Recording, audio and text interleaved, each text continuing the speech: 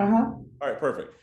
All right, so from a report perspective, what you put here was the total expiring leases for the whole property versus the one for the month.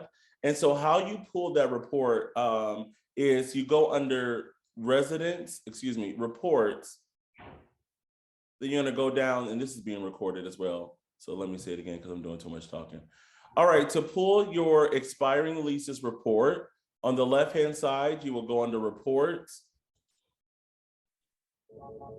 You will go under property residential analytics. You'll click that and you see I'm already under lease expiration. The only thing I would change is making sure that it's for the current month. 12/2021.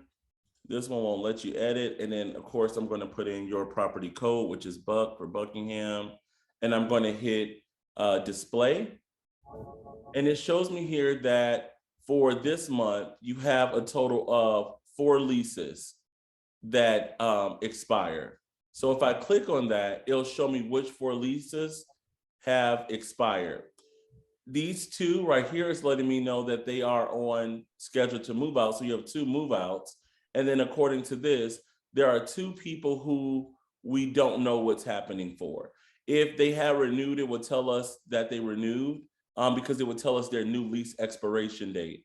But from here, this lets me know there are 2 people who are technically. Okay. Okay, you see it now? Mm-hmm. You see this screen? All right, perfect. Mm-hmm. All right, perfect. So, and then under memos, there isn't a memo. So this person has a lease that's expired and there's no memo saying why. And then you can click, can you still see? Because I don't know when it changes. Yes. But I got to pop up. All right, so perfect. So, and then like these other people who are, says the 3rd on the 1st, these 2 people right here, their lease is expired, but there's no note as to what. And so again, when you renew, I'm gonna see if I can go to test mode so I can show you, because I want to do the whole process and then do it in a video form so that you have it to review. So I'm gonna go to test. Hopefully everything works out. If it sounds like something should have changed and it ain't changed over on the screen, let me know because it's acting crazy. Let's see flats. There you go. Let's put password in. Let's go to test mode. So when you guys have a person, you can see the red screen.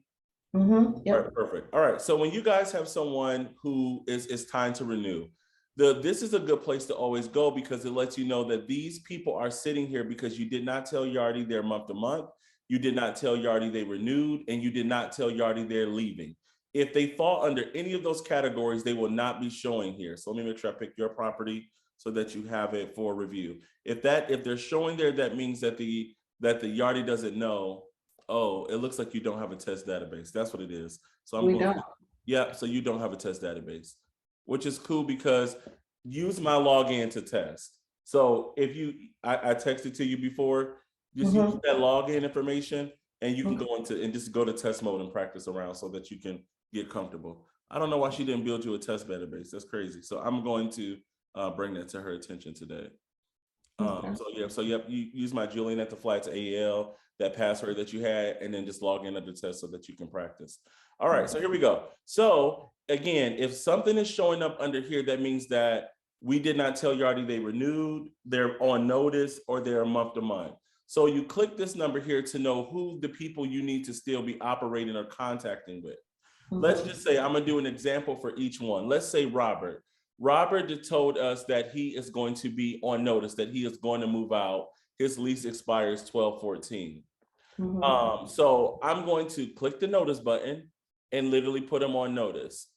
I'm just gonna, of course, as the computer is gonna want us to give a 60-day notice for when this person decided to tell us.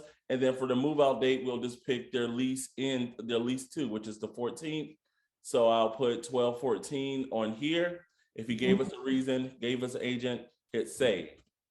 Now, because I just told Yardi that this person is on notice, now we'll notice when I go back to this list of expiring leases, Robert is gone because now Yardi knows what's happening to him. There's no need to keep him under your expiring leases. So when you see this number, this lets you know what your assistant manager has completed. So when you see stuff like for December, now granted in test mode is always has to be updated. So this is inaccurate for the falls, but in theory, when you click this number as a property manager, you will look and say, why is there still someone from December? How is it possible they're past their 60-day notice and we don't know if they're on notice month to month or if they renew? That would be a quick way for you to know if your assistant manager is on their job. And once again, after you tell Yardi what they did, they'll disappear off the list. So let's go do another example. This person decided to renew. So, okay, so Zach renewed. So now for him, I'm going to hit renewal workflow. All I'm going to do for him is put in the new information. And when Can I ask a question? Yeah. For renewals, a minimum of lease renewal, is it 12 months or? Yes. 12, okay. Yes. Yeah. So, and if people, so what we'll tell people is that if you sign a 12-month lease, we'll keep you at the same price for the next 5 or 6 months is what you'll tell your residents until we can get everything stable. But if they start asking for shorter leases, let me know and I'll tell you what the special price would be. Okay. But just tell them if you want to stay the same, you need to sign a 12-month lease. Okay. So once you hit the lease renewal option, you'll at least put lease from date, which is when does the new lease start, how long is the new lease, and when does the new lease end. You'll put the old rent and the new rent. You can put the old rent and the new rent, and it'll just tell you automatically what type of percentage increase it was. And when you do that, you hit save. Okay, lease renewal posted. Once you, let me make sure.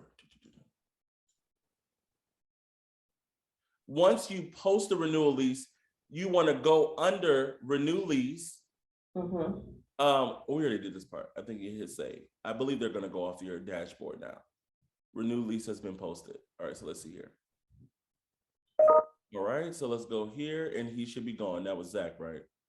Yep. And now Zach is gone because now we told Yardi his old rent stops this day. This is when the new lease starts. Now, same thing for month to month.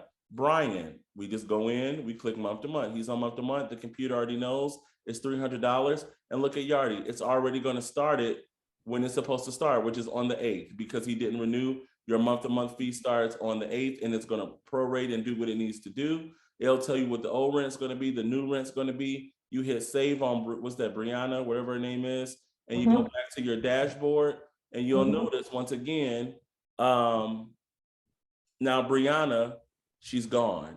So this is the good place for you, so you don't have to dig in every folder about what's going on. If you see them sitting here, that's a red flag. Or if I see something that's way past the 60-day mark or within 60 days and they're sitting on the dashboard, that's a red flag. And I would at least expect that if you click the name and see a memo, see resident isn't responding, I've called, something like that, versus you don't see any memos or anything.